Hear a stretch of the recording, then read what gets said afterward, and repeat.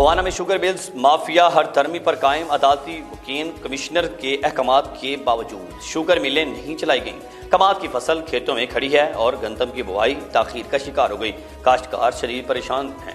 بوانا سے ناصر علی کی report. Bawana sugar mill mafia ہر دھرمی پر قائم ہے، عدالتی اور کین کمشنر کے احکامات کے باوجود شوگر ملیں نہیں چلائی گئیں۔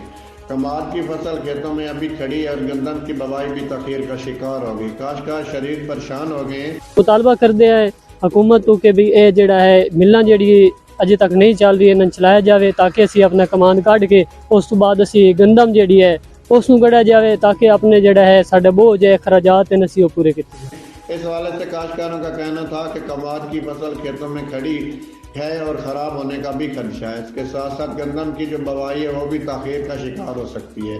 گندم کی بوائی تاخیر کا شکار ہونے سے پیداوار کم اور غذائی قلت پیدا ہونے کا خدشہ ہے۔ کاشتکاروں کا کہنا تھا کہ کماد بیچ کر گندم کی بوائی کے اخراجات اٹھائیں گے۔ کاشتکاروں نے حکومت اور انتظامیہ سے مطالبہ کیا ہے کہ فوری نوٹس لے کر شوگر ملیں چلانے کے احکامات جاری کریں تاکہ مزید کسی نقصان سے بچا جا سکے۔ کیمرہ مین ٹیم کے ساتھ ناصر علی، سٹی نیوز بوانا۔